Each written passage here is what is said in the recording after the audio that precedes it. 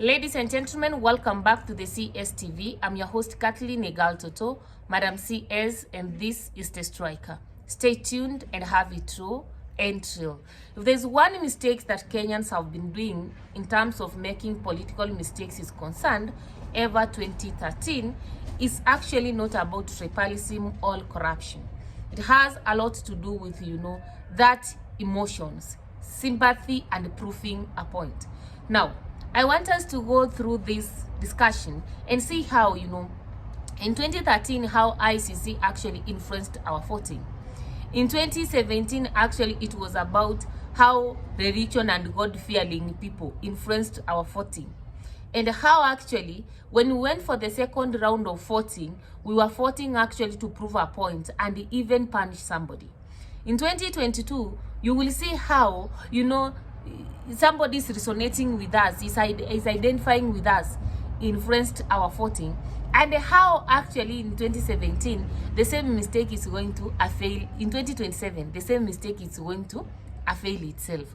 Now, if you are new to this channel, welcome home, karibu nyumbani. Kindly remember to subscribe, like, share, and comment on our videos. Turn on the notification bell so that the next time we are uploading a video, YouTube will automatically notify you. If you are a returning subscriber, thank you so much for tuning in. Kindly remember to like, share, and comment on our videos. Tell us on the next theme that you want us to analyze. Now, Kenyans, we like making same mistake over and over again. Unfortunately, we expect different results.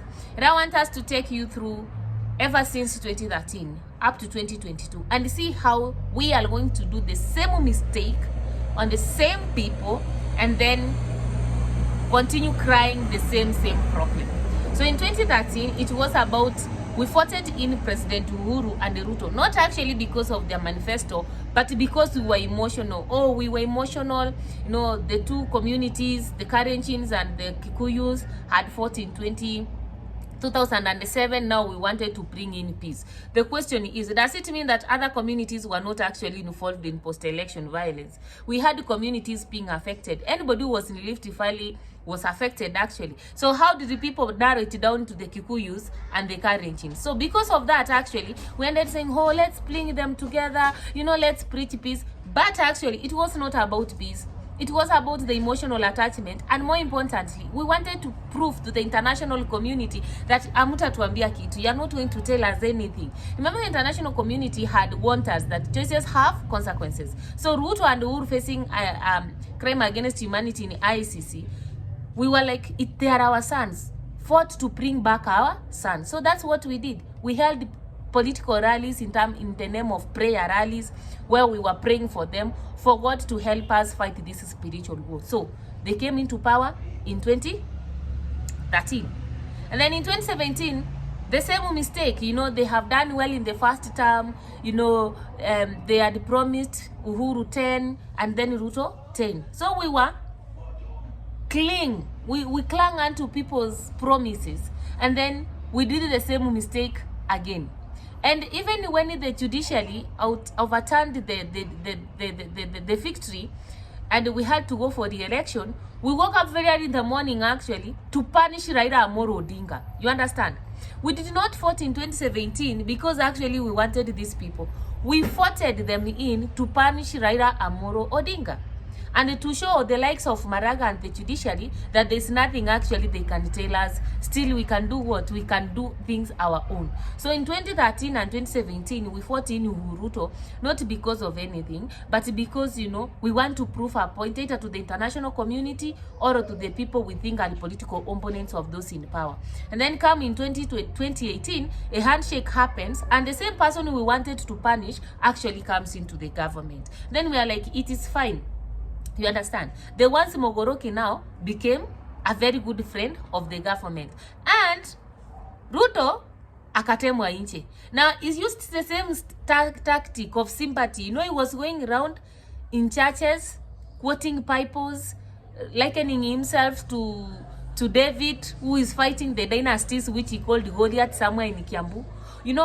He went around using religion, you understand?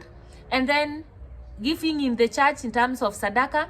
He was always with the wife. They were always talking about God, the divine power of God. And then Ruto was telling us how he's been oppressed, he's been marginalized by the government. And who are we, the people?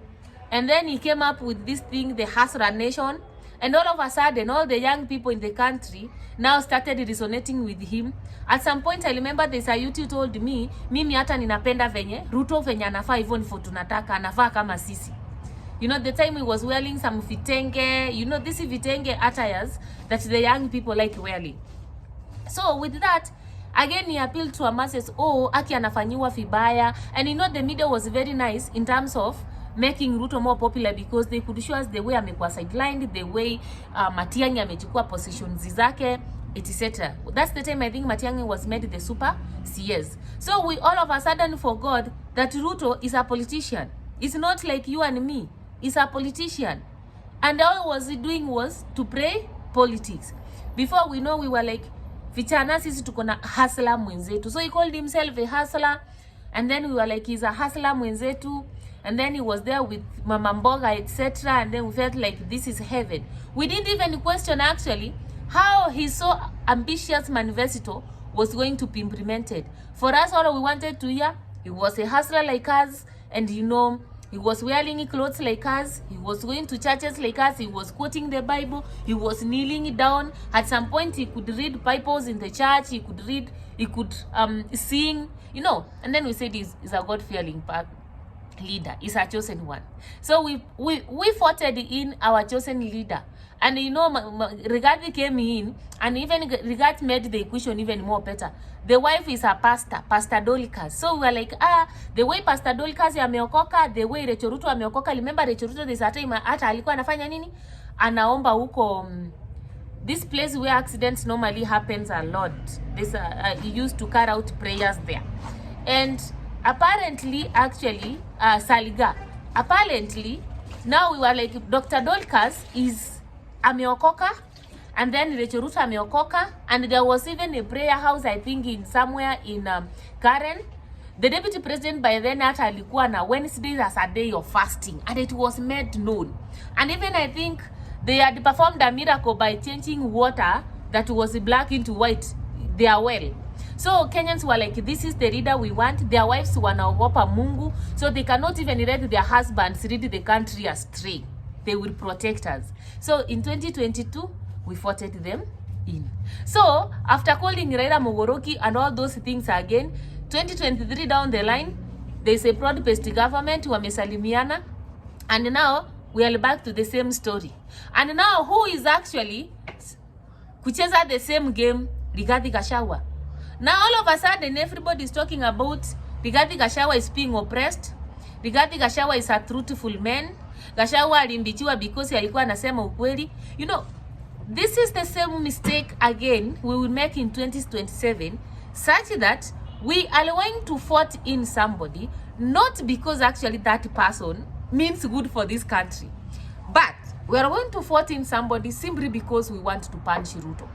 We are going to vote in somebody simply because ametuambia Ruto ni mbaya. The same way Ruto told us Uhuru's bad. And today they are together, Uhuru, Raila and Ruto. Now, Rigathi Gachagua has started other sympathy tactics. I'm being assassinated. There's a time they wanted to kill me, you know. My security has been withdrawn. I'm a very lonely man. That's why nilienda kununua shamba where my mother alikuwa anafanya nini? Ametoka. You know, when a politician decides to give us a story kama hiyo, it's not like who told you he's lonely. He wants to appeal to our emotions. They want to see actually we are feeling bad. They want to make us see how they are being frustrated. And because of that, we end up giving a lot of sympathy votes. So from where actually I stand, because Wakenya mumeanza kukucha sana. Mumeanza sasa ile story ya Akio ya amefanyiwa vibaya. Why do they frustrate him? Remember the day at Embu when he did not talk? And the pictures were circulating how Rigathi Gachagua was walking on mud. And Kenyans were very mad. Mbona wamepatia Rigathi Gachagua? God will punish them. There's no God who is coming to punish anybody here.